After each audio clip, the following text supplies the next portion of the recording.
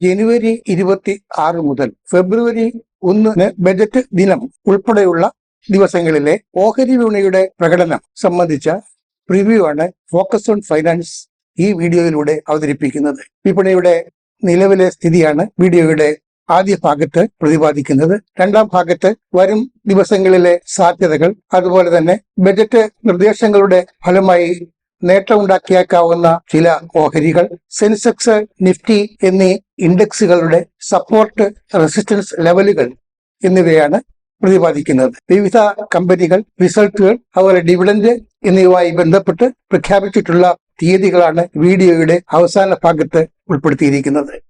ആദ്യം മാർക്കറ്റിന്റെ നിലവിലെ സ്ഥിതി പരിശോധിക്കാം.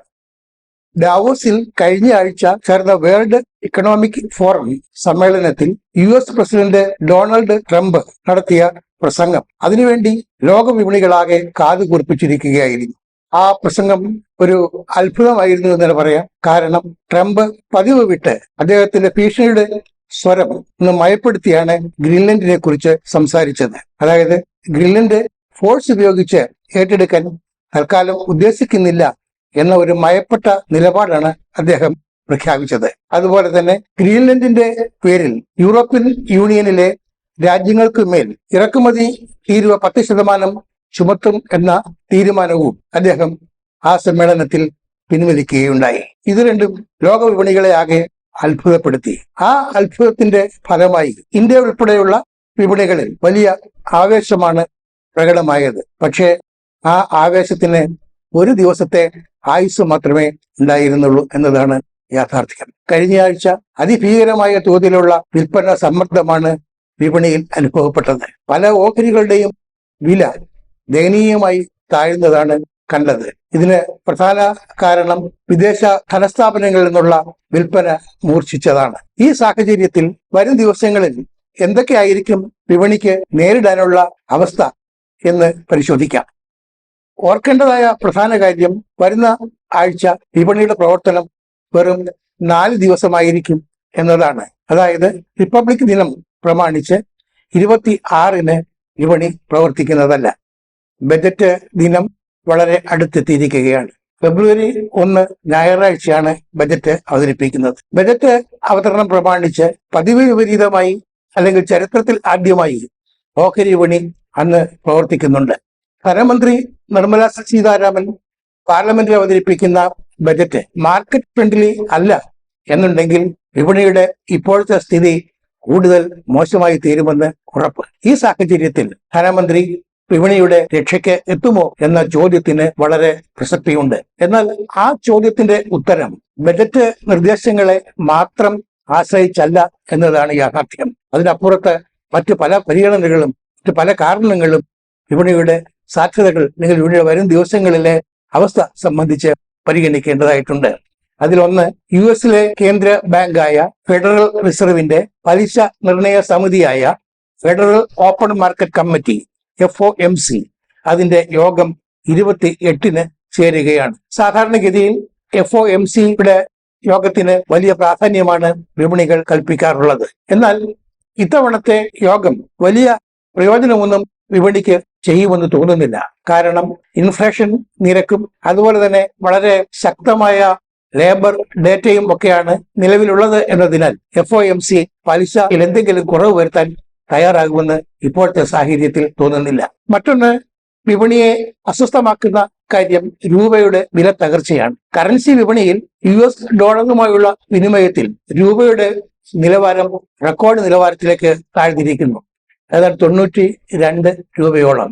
കൃത്യമായി പറഞ്ഞാൽ കഴിഞ്ഞ വാരാന്ത്യത്തിൽ രൂപയുടെ നിരക്ക് 91 രൂപ 95 പൈസയായിരുന്നു. ഇത്ര മോശമായ സ്ഥിതിയിലേക്ക് രൂപ താഴ്ന്നതിന് പ്രധാന കാരണം വിദേശ ധനസ്ഥാപനങ്ങളുടെ ഓഹരി വിൽപ്പനയാണ്. ഈ പശ്ചാത്തലത്തിൽ എത്ര നാൾ ഈ രൂപയുടെ അനിശ്ചിതത്വം തുടരുമെന്നുള്ളത് നിശ്ചയമില്ല. രൂപയുടെ അനിശ്ചിതത്വം തുടരുന്നിടത്തോളം കാലം ആഗോള നിക്ഷേപകർ ഇന്ത്യൻ വിപണിയെ അവഗണിക്കാനാണ് സാധ്യത.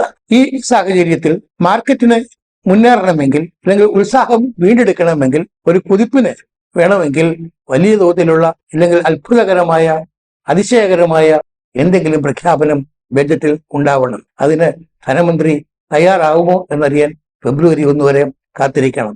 അതല്ലെങ്കിൽ യൂറോപ്യൻ യൂണിയനുമായി അടുത്ത് തന്നെ ഇന്ത്യ ഒപ്പുവയ്ക്കാനിടയുള്ള സ്വതന്ത്ര വ്യാപാര കരാർ ഇന്ത്യക്ക് വളരെ അനുകൂലമായിരിക്കണം. എന്നാൽ ഇപ്പോഴത്തെ സാഹചര്യത്തിൽ അത് വളരെ അനുകൂലം ആയിരിക്കുമോ എന്ന കാര്യത്തിൽ സംശയമുണ്ട്. കാരണം ഇന്ത്യയിൽ നിന്നുള്ള ജെംസ് ആൻഡ് ജ്വല്ലറി, അതുപോലെ ടെക്സ്റ്റൈൽസ് എന്നിവയ്ക്ക് ഇപ്പോൾ യൂറോപ്യൻ യൂണിയനിലെ രാജ്യങ്ങൾ നൽകി വരുന്ന ഇറക്കുമതി ആനുകൂല്യങ്ങൾ തൽക്കാലത്തേക്ക് സസ്പെൻഡ് ചെയ്തതായി കഴിഞ്ഞ ദിവസം യൂറോപ്യൻ യൂണിയനിൽ നിന്ന് അറിയിപ്പുണ്ടായിരുന്നു. ഈ സാഹചര്യത്തിൽ സ്വതന്ത്ര വ്യാപാര കരാറും എത്രമാത്രം ഇന്ത്യക്ക് അനുകൂലമായിരിക്കും എന്നതിനെ കുറിച്ച് സംശയമുണ്ട്. ഇനി ബജറ്റ് നിർദ്ദേശങ്ങൾ. ഓഹരി വിപണിയിൽ ഏതൊക്കെ ഓഹരികളുടെ വില നിലവാരത്തെയാണ് ബാധിക്കുക, അല്ലെങ്കിൽ ഏതൊക്കെ ഓഹരികളുടെ വില നിലവാരം ഉയരാനാണ് സഹായിക്കുക എന്ന് പരിശോധിച്ചു നോക്കാം. പ്രധാനമായും ഹോട്ടൽ മേഖലയിലെ ഓഹരികൾക്ക് വലിയ തോതിലുള്ള കയറ്റം പ്രതീക്ഷിക്കാമെന്ന് തോന്നുന്നു. അതിന് കാരണം ഹോസ്പിറ്റാലിറ്റി വ്യവസായത്തിന് ബജറ്റിൽ ഇൻഫ്രാസ്ട്രക്ചർ സ്റ്റാറ്റസ് അനുവദിക്കും എന്നാണ് പ്രതീക്ഷിക്കുന്നത്. അങ്ങനെ ഇൻഫ്രാസ്ട്രക്ചർ സ്റ്റാറ്റസ് അനുവദിക്കുകയാണെങ്കിൽ അതിന്റെ പ്രയോജനം ഹോട്ടലുകൾക്ക് ലഭിക്കും. ഏറ്റവും പ്രധാനപ്പെട്ട hotel company Indian hotels company limited ആണ്. അതിന്റെ ഓഹരികളിൽ വില കയറ്റം അങ്ങനെ ഒരു സാഹചര്യത്തിൽ പ്രതീക്ഷിക്കാവുന്നതാണ്. മറ്റൊന്ന് ടെലികോം മേഖലയാണ്. ടെലികോം മേഖലയിൽ പ്രവർത്തിക്കുന്ന കമ്പനികൾ കുറച്ചു നാളായി ആവശ്യപ്പെടുന്ന ഒരു കാര്യമുണ്ട്. അതായത് അഡ്ജസ്റ്റഡ് ഗ്രോസ് റവന്യൂവിന്റെ 3% ആണ് ഇപ്പോൾ ലൈസൻസ് ഫീസായി ഗവൺമെന്റ് ഈടാക്കുന്നത്. അത് 1%-ആയോ അതിൽ താഴെയോ കൊണ്ടുവരണമെന്ന ആവശ്യം ടെലികോം കമ്പനികൾ ഉന്നയിക്കുന്നുണ്ട്. ഈ ആവശ്യം ബജറ്റിലൂടെ അനുവദിക്കപ്പെടുകയാണെങ്കിൽ അതിന്റെ ഏറ്റവും വലിയ നേട്ടം ഭാരതി എയർടെൽ എന്ന ടെലികോം കമ്പനിക്കായിരിക്കും. അടുത്തതായി ലോഹ വിപണിയെയാണ് ബജറ്റ് നിർദ്ദേശങ്ങൾ കൂടുതലായി സ്വാധീനിക്കാൻ ഇടയുള്ളത്. സ്വകാര്യ മൈനിങ്ങിനും അതുപോലെ തന്നെ ലോഹങ്ങളുടെ ഉൽപാദനത്തിനും വലിയ തോതിലുള്ള പ്രോത്സാഹനം ബജറ്റിൽ പ്രതീക്ഷിക്കുന്നുണ്ട്. അങ്ങനെ ബജറ്റിൽ അതിന് പ്രോത്സാഹനം നൽകുന്ന നിർദ്ദേശങ്ങൾ ഉണ്ടായാൽ Hindustan aluminium company, national aluminium company, Tata steel, steel authority of India limited എന്നിവയുടെ ഓഹരികളിൽ അതിന്റെ പ്രതിഫലനം പ്രതീക്ഷിക്കാം. ബാങ്കിംഗ് രംഗത്ത് വലിയ മാറ്റങ്ങൾ ഈ ബജറ്റിൽ പ്രതീക്ഷിക്കുന്നുണ്ട്. ക്യാപിറ്റൽ എക്സ്പെൻഡിച്ചർ അല്ലെങ്കിൽ മൂലധന ചെലവ് 10 മുതൽ 15% വരെ വർദ്ധിപ്പിച്ചേക്കാൻ ഉള്ള സാധ്യതയുണ്ടെന്ന് തോന്നുന്നു. ഈ വർധന നടപ്പാക്കുകയാണെങ്കിൽ, അല്ലെങ്കിൽ ഈ വർധന സംബന്ധിച്ച നിർദ്ദേശം ബജറ്റിൽ ഉണ്ടെങ്കിൽ സ്വാഭാവികമായും അത് ഇന്ത്യയിലെ ബാങ്കിംഗ് മേഖലയ്ക്ക് ക്രെഡിറ്റ് ഗ്രോത്തിനുള്ള വലിയ അവസരമായിരിക്കും സമ്മാനിക്കുക. അങ്ങനെ ക്രെഡിറ്റ് ഗ്രോത്തിന് വലിയ അവസരം ഉണ്ടാകുമ്പോൾ സ്വാഭാവികമായും അതിന്റെ പ്രതിഫലനം, അല്ലെങ്കിൽ ആ ബജറ്റ് നിർദ്ദേശത്തിന്റെ പ്രതിഫലനം state bank of India, HDFC bank, ICICI bank, bank of Baroda എന്നിവയുടെ ഓഹരികളിൽ ദർശിക്കാൻ കഴിയും. സിമന്റ് കമ്പനികൾക്ക് എന്ന് പറയാമെങ്കിൽ പോലും പൊതുവെ ഇൻഫ്രാസ്ട്രക്ചർ മേഖലയ്ക്ക് വലിയ തോതിലുള്ള പ്രാമുഖ്യമാണ് ഇന്ത്യ ഗവൺമെന്റ് ഇപ്പോൾ നൽകിപ്പോരുന്നത്.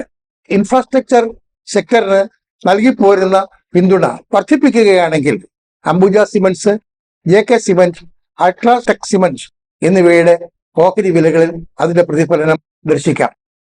ഇനി ഓഹരി വില സൂചികകളുടെ നിലവാരം പരിശോധിക്കാം. സെൻസെക്സ് അവസാനിച്ചത് 81,537.70 നിലവാരത്തിലാണ്. നിഫ്റ്റി ക്ലോസ് ചെയ്തത് 25,048.65 നിലവാരത്തിലും. നിഫ്റ്റി ബാങ്ക് ക്ലോസ് ചെയ്തത് 58,473.10 നിലവാരത്തിലായിരുന്നു.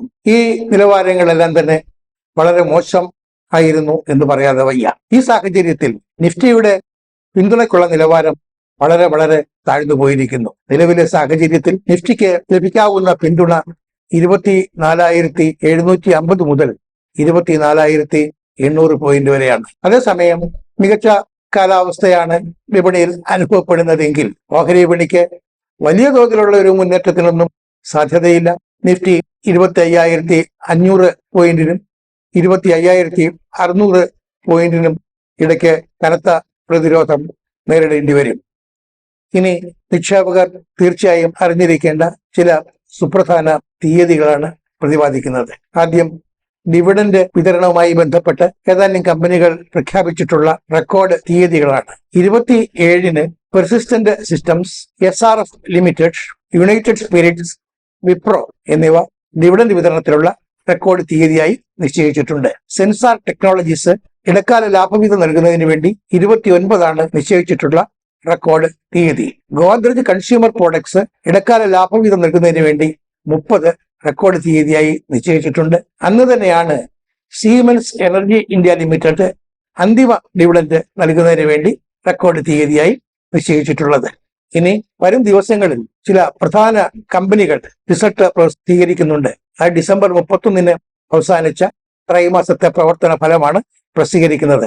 അവ ഏതൊക്കെയെന്ന് നോക്കാം. 26 ആക്സിസ് ബാങ്കിന്റെ ബോർഡ് ഓഫ് ഡയറക്ടേഴ്സ് യോഗം ചേർന്ന് അന്തിമ ഫലം പ്രഖ്യാപിക്കും. 27 Asian paints, CG power, Marico, PC jeweller, Raymond എന്നിവയുടെ ഫലം പുറത്തുവരും.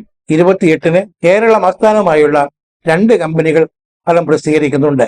ഒന്ന് CSB ബാങ്കാണ്, പഴയ കാത്തലിക് സിറിയൻ ബാങ്ക്.